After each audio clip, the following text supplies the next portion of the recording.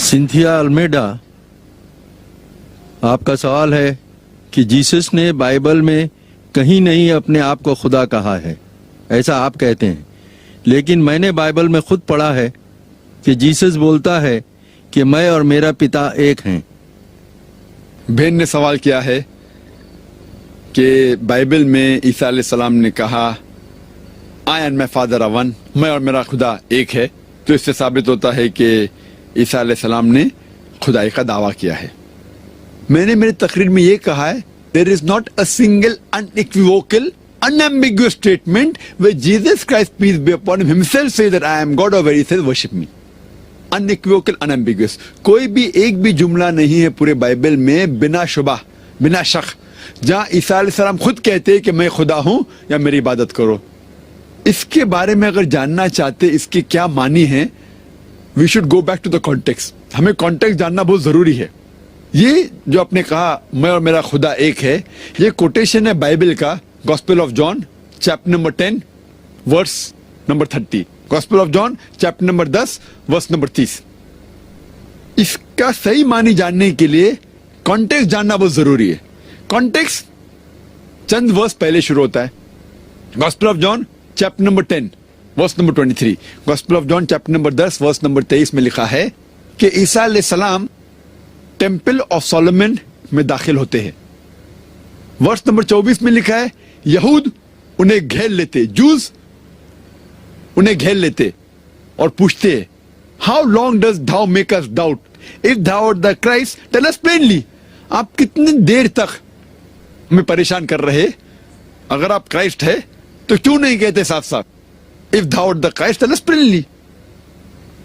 ईसा अलैहिस्सलाम जवाब देते हैं, वर्स नंबर 25 में लिखा है I have told you the work that I do bear record of my father. मैं जो काम करता हूं वो शहादत है मेरे पिता के बारे में। वर्स नंबर 26 में कहा गया है but you are not my sheep, you will not understand me, my sheep who know me they understand me. आप मेरे फॉलोअर्स में से नहीं है, इसीलिए आप नहीं समझेंगे। जो मुझे फॉलो करता है वो मुझे समझेगा। My sheep follow me and they know me, वो मुझे जानते हैं। और वर्स नंबर 27-28 में लिखा है कि I give eternal life, my followers my sheep they know me, they follow me, I give them eternal life, no one can pluck them out of my hand. मेरे मानने वालों को मैं जानता हूं, वो मेरा कहना मानते हैं और मैं उन्हें जिंदगी देता हूं। कोई सी जिंदगी की बात करें, इटर्नल लाइफ मतलब आखिरत में आप जन्नत में जाएंगे। और no one can pluck them out of my hand, मेरे हाथ में से कोई भी उन्हें छीन नहीं सकता।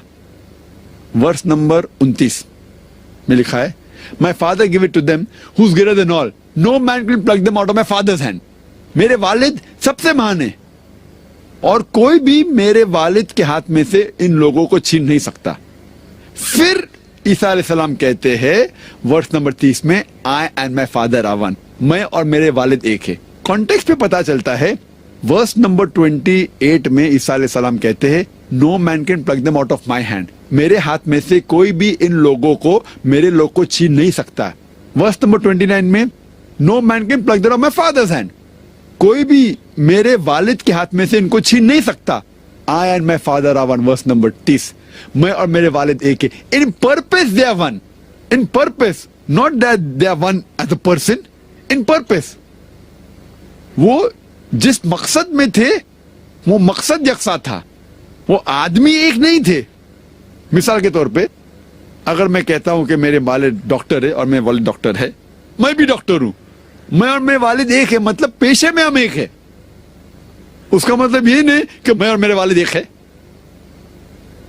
लेकिन ईसा कहेगा नहीं नहीं आपको गलत फहमी है, मान भी लो।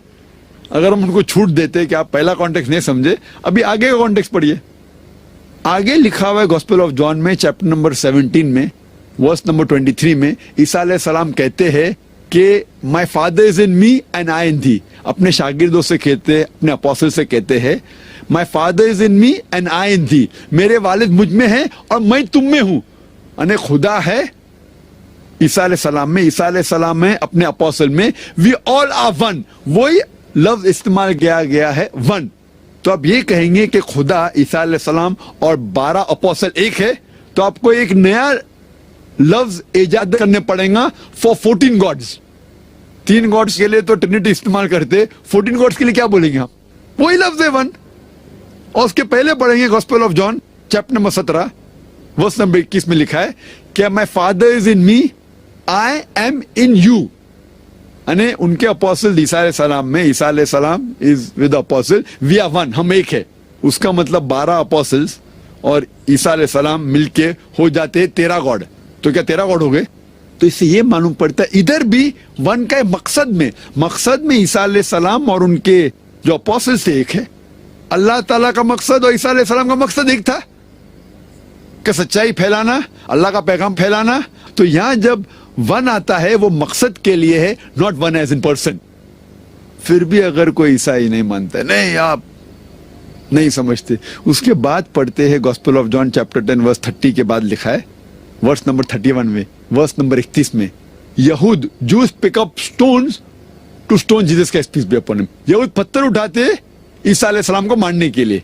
तो ईसा अलैहिस्सलाम कहते हैं वर्स नंबर 32 में, many of good works have I done, for which of the good works do you stone me? मैंने बहुत से अच्छे काम किया हूं, कौन से अच्छे काम के लिए आप मुझे पत्थर मार रहे?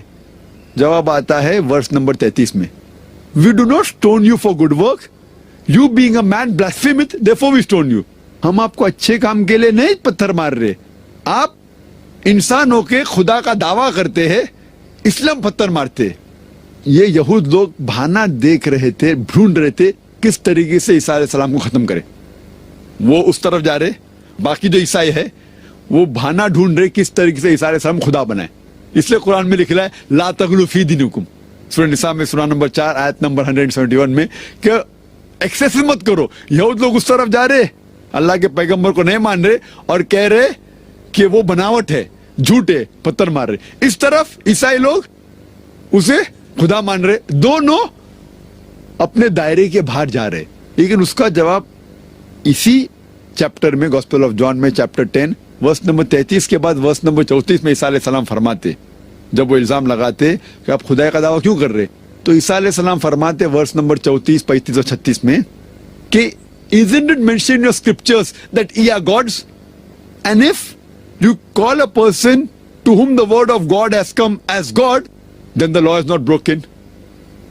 आपके किताबों में नहीं लिखा है कि आप ये आर गॉड्स, ये लोग खुदा है, और अगर आप उसको खुदा बोलते हैं जिसको खुदा का कलाम आया है, तो आपका लॉ, आपकी शरीयत नहीं टूटती। ये खुदा वही खुदा है जिसे स्मॉल जी कहा गया पहले मैंने, मैसेंजर। तो मैसेंजर को अगर उस तरीके से कहते हैं तो कोई हर्ज नहीं। तो इससे ये साबित होता है कि ईसा अलैहिस्सलाम साबित कर रहे हैं कि उनको अल्लाह का कलाम आया है, मतलब वो पैगंबर थे, उनने खुदाई का दावा कभी भी नहीं किया।